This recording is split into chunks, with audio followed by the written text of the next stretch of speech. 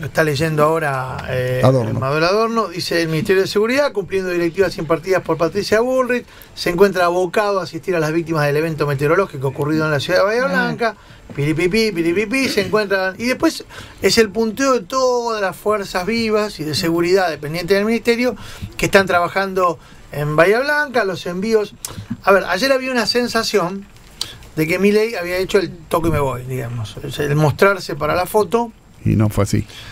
Y lo que te plantean desde el gobierno es: che, espera. Ciertamente el presidente hizo una presencia y después se retiró, pero hubo muchos recursos que se volcaron a la resolución, o por lo menos a mitigar el impacto de este meteoro, que fue realmente, no te voy a decir imprevisto, pero que me parece que le cayó como sapo de otro pozo a la gestión de Milei, ¿no? O sea, le aparece, como le apareció la pandemia a Alberto Fernández, en mucha menor medida, le cae con la pandemia se decía, no es una excusa.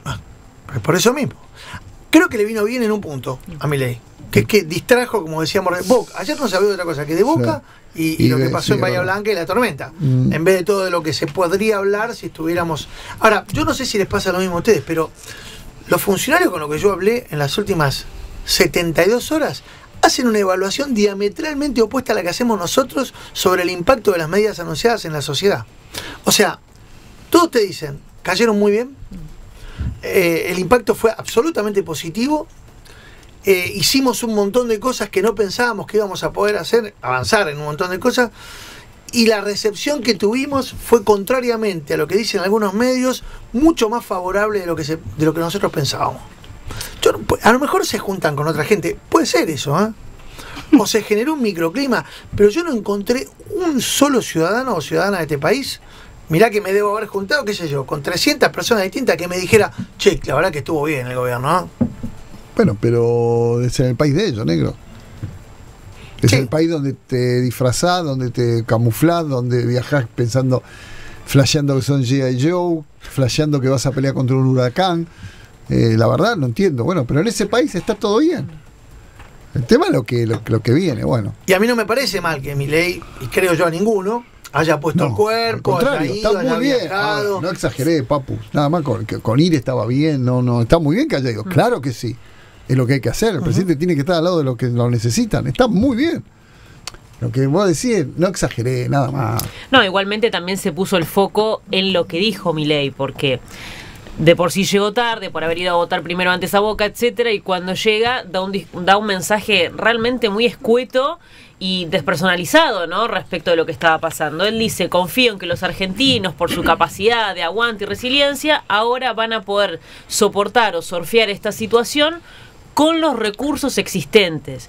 Digamos, después de esa acotación de Javier Milei, que si bien es cierto, el temporal de Bahía Blanca fue agenda ayer y dejó a un lado lo que son el impacto de las medidas económicas, en el centro de la escena se puso lo que había dicho Javier Milei, que no fue bien recibido. A partir de ahí, bueno, tuvieron una reunión con el gobernador de la provincia de Buenos Aires, Axel Kicillof, que dicho sea de paso había llegado 2 horas antes, ¿no?, que Javier Milei, y acordaron, entre otras cosas, el envío de recursos, que ahora sí está contando Adorno. Está diciendo Adorno, dice: el trabajo operativo seguirá a cargo del gobierno provincial y de los gobiernos locales. En caso de necesitar ayuda del gobierno nacional, se harán los pedidos correspondientes y se analizará cada uno en particular. Es decir, no hay carte blanche para, lo que haya que gastar se gasta. No. Manden el pedido y lo analizamos. Claro, lo vemos. Por un lado eso, y por otro lado... No hay plata. Claro, con esa filosofía. Y por otro lado, y fuera de la agenda, atenti con esto, porque esto es algo de lo que vamos a hablar seguramente a partir de mañana y durante buena parte del miércoles y del resto de la semana, a las 3 de la tarde, anuncia Adorni, Sandra Petovelo, la ministra... La ministra conviviente. Todavía no conviviente, porque todavía no. Pero ya están pidiendo la mano. De mudanza. Dará las precisiones de lo que será la política social en la Argentina, haciendo hincapié en los que reciben planes sociales y cortan las calles. Porque este fue un tema que el otro día en la conferencia de prensa de Patricia Bullrich no terminó de quedar en claro cuando ella anunció su protocolo antipiquete. El miércoles, ¿no? El miércoles tenemos la marcha, el 20 de diciembre. La primera marcha. Exactamente. Entonces, a ver, ¿cómo es esto que el que corta no recibe planes? ¿De qué manera van a materializar esto que fue frase de Milei, luego reforzada por Patricia Bullrich, y ahora, digo, el miércoles va a haber cortes de calles, y de rutas, y de avenidas, y de accesos? ¿Los van a evitar? No. En caso de que no los puedan evitar, ¿cómo se va a sancionar a las personas que procedan a cortar o a las organizaciones? Yo tengo mucha información que me pasaron el fin de semana sobre cuáles son los planes que evalúan. A ver, contá. Evalúan, están evaluando incluso posibilidades, son desde el punto de vista legal. ¿Vos te acordás que cuando Eugenio Bursaco preparaba todo lo que era el material para un Larreta eventualmente presidente, ellos estaban trabajando en una suerte de protocolo también antipiquete, sí, que tenía por objeto criminalizar las organizaciones? ¿Te acordás que se había hablado de una modificación? Sí. Bueno, lo contamos en Arkansas nosotros.